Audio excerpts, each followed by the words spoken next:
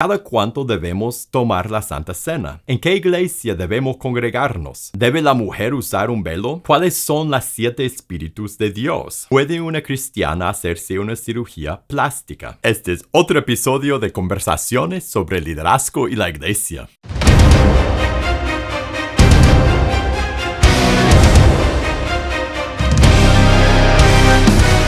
Hola, soy Felipe de PazConDios.com y este es otro episodio de Conversaciones sobre Liderazgo y la Iglesia. En PazConDios.com nuestra misión es capacitar a líderes para equipar a la Iglesia. Y si tú quieres ver todos los videos que publicamos, suscríbete a este canal y prende la campanita de notificaciones. Ahora, en este programa de Conversaciones sobre Liderazgo y la Iglesia, yo contesto las preguntas que me envían. Entonces, si tú tienes una pregunta de lo que sea, una pregunta de Dios o de la Biblia, de la iglesia, de cómo plantar una iglesia, de liderazgo, de tu vida, una pregunta de lo que sea, mándame tu pregunta a preguntas@pazcondios.com, preguntas@pazcondios.com para que podamos conversar de tu pregunta en un episodio en el futuro. Ahora vamos a las preguntas de este episodio.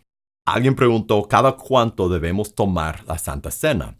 Y a mí me gustó esta pregunta porque con la Santa Cena ves una gran variedad de diferentes prácticas en las diferentes iglesias en el mundo cristiano.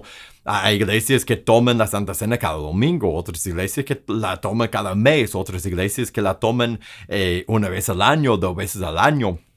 Y yo creo que nos convendría regresar a la palabra de Dios y ver lo que hacían ellos y ver lo que dijo Jesús cuando Él instituyó la Santa Cena. Si recuerdas, él empezó la Santa Cena cuando estaba celebrando su última Pascua con sus discípulos. Estaban celebrando la Pascua, estaban comiendo una cena y en eso tomaron jugo de uvas, tomaron vino y comieron pan y jugo de uvas y pan. Y él dijo que el pan representaba su cuerpo y que el jugo de uvas representaba su sangre. Y miren lo que dice Pablo en 1 Corintios capítulo 11, en el verso 24. Dice, repitiendo lo que dijo Jesús, dice, tomen y coman, eso es mi cuerpo, que por ustedes he partido, hagan eso en memoria de mí. En el 25 dice, asimismo tomó también la copa después de haber cenado, diciendo, esa copa es el nuevo pacto, mi sangre, hagan eso todas las veces que la bebieren en memoria de mí.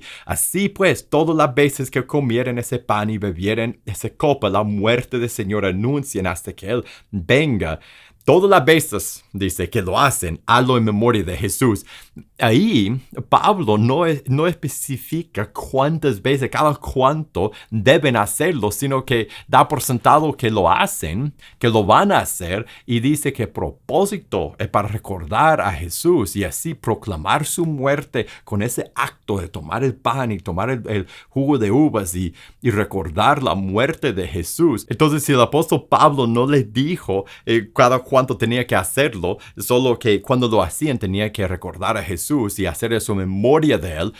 ¿Cada cuánto hacían eso ellos? Pues si ves en el capítulo 11, en el verso 17 al 22 de 1 de Corintios, lo que vemos es que cada vez que ellos se reunían como congregación, celebraban la Santa Cena, comían pan y comían jugo de fruto de la vida, jugo de uvas, y ellos recordaban la muerte de Jesús. Lo estaban haciendo mal, por eso Pablo les estaba corrigiendo, pero ellos lo hacían cada vez que se reunían y obviamente eso no desagradaba a Pablo. Más bien, él no dijo nada en cuanto a la frecuencia de que lo estaban haciendo, sino del espíritu en lo cual lo estaban haciendo. En otras palabras, si vamos a seguir la palabra de Dios, cada vez que nos reunimos como congregación, debemos recordar la muerte de Jesús por tomar pan y tomar jugo de la vid y recordar el cuerpo y la sangre de Jesús. Es mejor, según lo que yo veo en la palabra de Dios, es mejor celebrar la Santa Cena más que menos. Pero lo más importante es cada vez que lo hacemos, que recordemos la muerte de Cristo, que examinemos nuestra vida y así que proclamemos la muerte de Jesús los unos a los otros y a todo el mundo. Una hermana pregunta en qué iglesia debemos congregarnos. y en su pregunta describe la historia de su vida con su esposo, de cómo han ido de diferentes, ha estado en diferentes iglesias y cada una ha tenido algo bueno y también algo no tan bueno. Y por esa razón ha estado en diferentes comunidades, diferentes congregaciones y ahora han regresado, han vuelto a una de las primeras. Y tienen esa indecisión. Algunas son legalistas, otras se enfocan más en la prosperidad, otros tienen problemas personales que salen entre ellos y los otros miembros y el pastor. Y desafortunadamente no hay un verso, un pasaje de la Biblia que hable directamente a eso, porque en el tiempo del Nuevo Testamento ellos no tenían ese problema. En cada ciudad había una iglesia de todos los cristianos, aunque se reunían a veces en diferentes casas, en iglesias pequeñas, en grupos pequeños, eran parte de la misma iglesia. Por eso cuando Pablo escribió a la iglesia en cierta ciudad, escribió a la iglesia en esa ciudad, porque solo era una. En nuestro tiempo, en toda ciudad y hasta a veces en todo pueblito, hay varias diferentes iglesias cristianas y uno tiene que decidir y tiene, iba a decir el lujo, pero no es el lujo, es el dilema de poder ir a una y después ir a la otra, después ir a la otra. Y yo diría, la Biblia describe ser parte de un cuerpo, de ser parte del cuerpo local. Y para nosotros en nuestro tiempo, eso significa más que todo no saltar de iglesia en iglesia, ser parte de una familia. Y es para escoger esa familia. En eso la Biblia no nos ayuda directamente. Indirectamente sí, pero directamente no, porque no tenían ese problema en su tiempo. Pero para escoger cuál va a ser nuestra comunidad, tenemos que pensar en algo, y esto viene de la palabra de Dios. Tenemos que fijarnos en la doctrina de esa iglesia. Porque si me llevo bien con todo el mundo en una iglesia, pero ellos predican el evangelio de la prosperidad, o ellos, por ejemplo, no bautizan a las personas cuando toman su decisión de seguir a Jesús, o enseñan alguna otra doctrina falsa, o una doctrina que no es compatible con lo que la palabra de Dios dice, yo no puedo ser parte de esa familia. Yo no puedo traer mi familia, mis amigos y mis conocidos a esa iglesia, porque ellos van a recibir falsa enseñanza, falsa doctrina. Entonces, para poder trabajar con una iglesia y ser parte de una familia, tiene que por lo menos compartir contigo una base de doctrina sólida. Tiene que creer no lo mismo en todo, porque eso es imposible, pero en las cosas grandes tiene que estar en unidad y tiene que estar unidos con ellos. Entonces, primero escoge la iglesia más que todo por su doctrina y después por su misión. Porque si creen todas las doctrinas correctas, la teología que tú crees, pero no es una comunidad activamente enfocada en cumplir la gran comisión juntos y ser la familia de Dios en este mundo y reunir a la persona para que entren en la familia de Dios, entonces vas a ser parte de una comunidad que, aunque tenga gente, es muerta. Tú quieres ser parte de una comunidad que comparte tu teología en lo grande y que está enfocado en cumplir la misión de Jesús, para que tú puedas trabajar con ellos. Y después que te comprometes a esa comunidad, tienes que saber algo. Tienes que saber que ninguna comunidad es perfecta. Vas a ver cosas que con el pastor y por problemas de personalidad y con otros hermanos, y va a haber desacuerdos y no vas a estar de acuerdo con todo, y va a haber problemillas y va a haber cosas.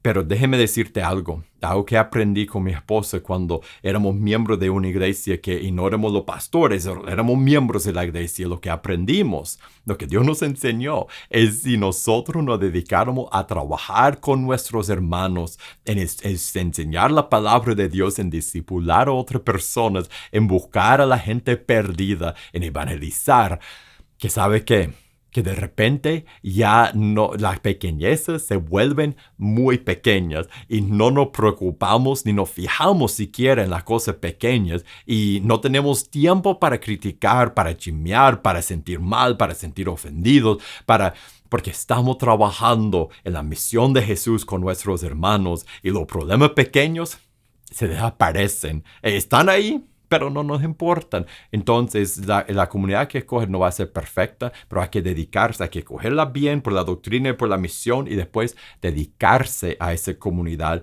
y trabajar como una familia por superar los problemas y por llegar a ser lo que debe de ser y mejorar juntos, pero más que todo, dedicarse al ministerio.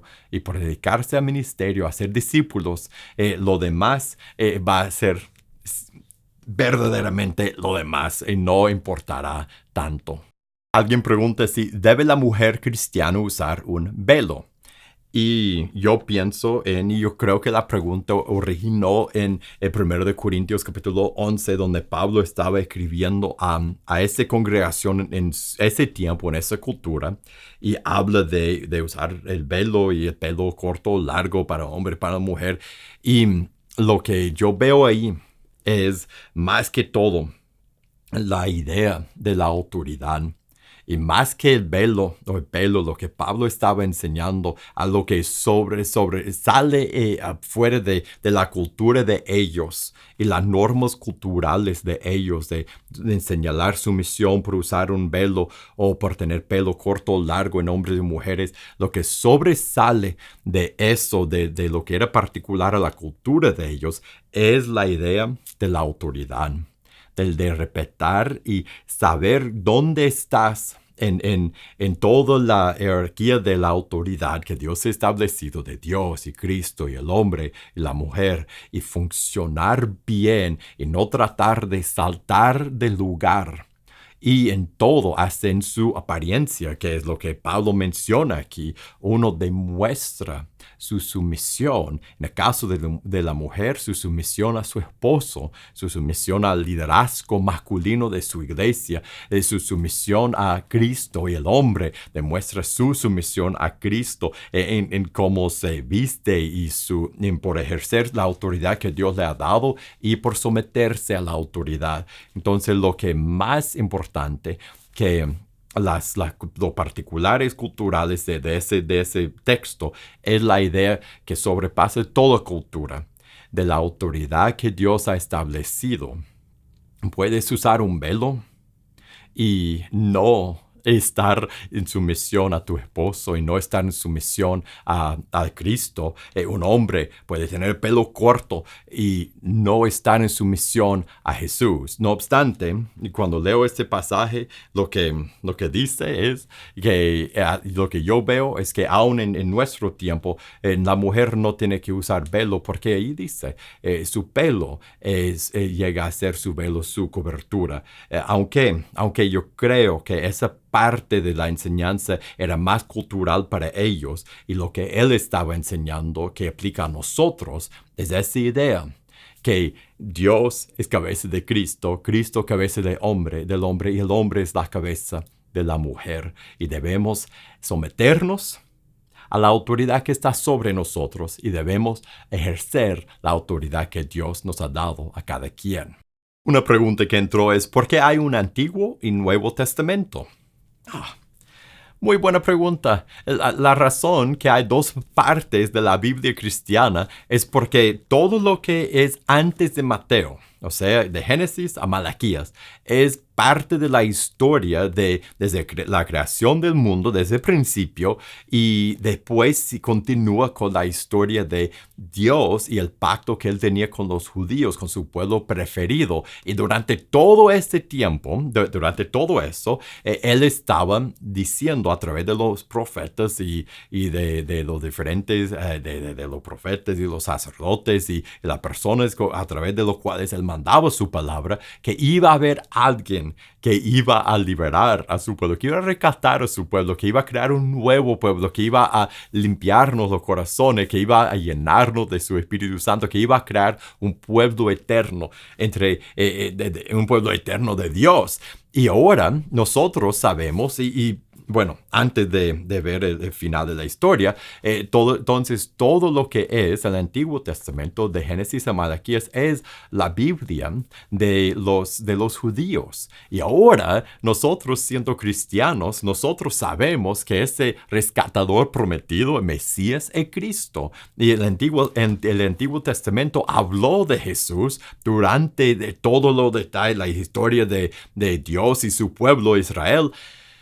Pero ahora, el cumplimiento de todo eso, el cumplimiento de todo el Antiguo Testamento es Cristo. Jesús es el Mesías, Jesús es el rescatador prometido. Y empezando en Mateo hasta Apocalipsis, tenemos lo que es la segunda parte de la Biblia cristiana, porque nosotros como pueblo de Dios reconocemos, aceptamos que Génesis a Malaquías es nuestra Biblia.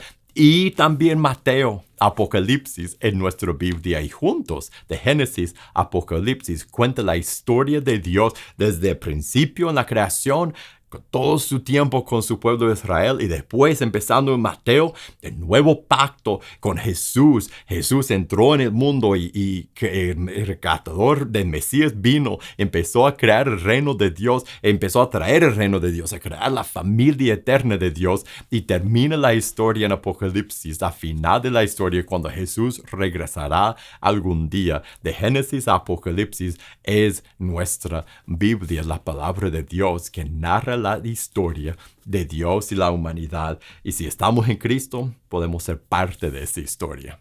Otra pregunta es, ¿cuáles son los 7 espíritus de Dios? Y referencia a Apocalipsis 3.1, 4.5, 5.6.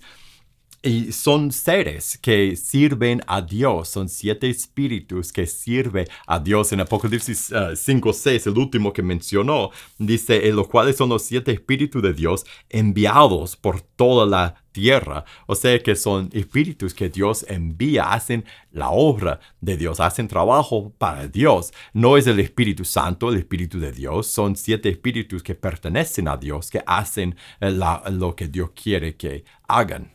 Alguien pregunta, ¿puede una cristiana hacerse una cirugía estética, una cirugía plástica? Y la Biblia no habla específicamente de eso. Entonces, en vez de decir sí o no, porque yo creo que sí o yo creo que no, me parece que no, me parece que sí, mejor te doy 4 preguntas, 4 cosas en que pensar mientras que oras y buscas la guía de Dios en su palabra. 4 cosas que sí se encuentran en la Biblia y que son parte de la palabra de Dios y del Evangelio. La primera es idolatría. Lea 1 Corintios capítulo 10, ahí habla de la idolatría, esa idea de poner a otra cosa en el lugar de Dios. Y tiene que preguntarte, si vas a hacer una cirugía plástica, ¿es porque estás haciendo un ídolo de ti mismo, de tu cuerpo, de tu apariencia? Yo no estoy diciendo que es así, pero tú tienes que examinar tu corazón, tienes que preguntar por qué tienes que hacer eso. ¿Es por egolatría, por hacer un ídolo de ti mismo? La segunda pregunta o la segunda idea tiene que ver con la soberanía. Medita en la soberanía de Dios, que Dios, desde el principio de la Biblia al final, se presenta, se demuestra, se revela, mejor dicho, como el creador del universo, el rey del universo, el que gobierna todo. Y no es que no podemos mejorar nuestra apariencia. Yo voy para que me corten el pelo. No debemos descuidar nuestra apariencia. A la vez, si vas a hacer una cirugía plástica, debes pensar en sí, debes considerar la idea de que tal vez estás interviniendo en la soberanía de Dios, quitando la soberanía de Dios. Si Dios te hizo de esa forma, estás segura que no estás quitando de la mano de Dios como te hizo y entre comillas, mejorándolo.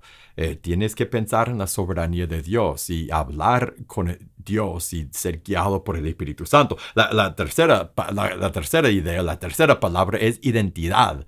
¿Por qué sientes Y yo no estoy diciendo que es así, acusándote de eso, pero hay que hacerte la pregunta, ¿por qué estás haciendo eso? ¿Es porque no estás segura en la persona que eres, en Cristo? Y si estás en Jesús, ¿qué es lo que dice primero, segundo de Corintios capítulo 5? Que somos la justicia, o sea, la perfección de Dios en Cristo. En otra carta, el apóstol Pablo dice que nosotros somos hechos completos en Él. Somos amados, somos hechos hijos amados de Dios en Cristo. Él nos ama, Él está feliz con nosotros. Tienes que preguntarte, asegurar que no es por buscar tu identidad en la aprobación de otras personas, en necesitar la aprobación de otros, en ser una persona diferente para que te amen más, en tener una apariencia diferente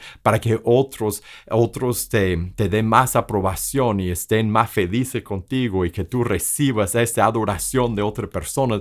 Hay que asegurar que tú estás creyendo el Evangelio y que crees que en Cristo eres completa y en Cristo eres la perfección de Dios y por adentro tienes el Espíritu Santo y no necesitas nada más y que no estás buscando la aprobación, el favor de otras personas. Hay que examinar tu corazón. La última palabra, la última idea es sabiduría. Hay que, después de examinar tu corazón y pensar en la soberanía de Dios y la identidad, tu identidad, la aprobación y la idolatría, hay que pensar en la sabiduría también y analizar de verdad si eso tiene sentido para ti en términos económicos y también en términos porque cada operación trae su riesgo mortal, su riesgo de vida y también su riesgo de complicaciones y si vale la pena con todo lo demás que le puede pasar a uno en la vida, si vale la pena correr ese riesgo por ese fin. A final de cuentas, por el silencio de la palabra de Dios sobre ese tema, es una decisión entre uno y Dios. Pero esas son algunas cosas en que pensar mientras que estás orando. Solo hazlo si estás convencida delante de Dios y que tienes la guía del Espíritu Santo. Y si hay cualquier duda, mejor abstener. Y ahora hemos llegado al final de este episodio de Conversaciones sobre Liderazgo y la Iglesia. Muchísimas gracias por haber pasado este tiempo conmigo y gracias por las preguntas que me han enviado. Y si tú tienes una pregunta de lo que sea, mándame tu pregunta a preguntas@pazcondios.com, preguntas@pazcondios.com para que podamos conversar de tu pregunta en un episodio en el futuro. Y si te gustó este episodio, te voy a invitar a que lo compartas con otra persona. Y para más videos como ese, suscríbete a ese canal y prende la campanita de notificaciones. Y para recursos para tu vida y tu ministerio, búscanos en pazcondios.com. Que Dios te bendiga y nos veremos la próxima.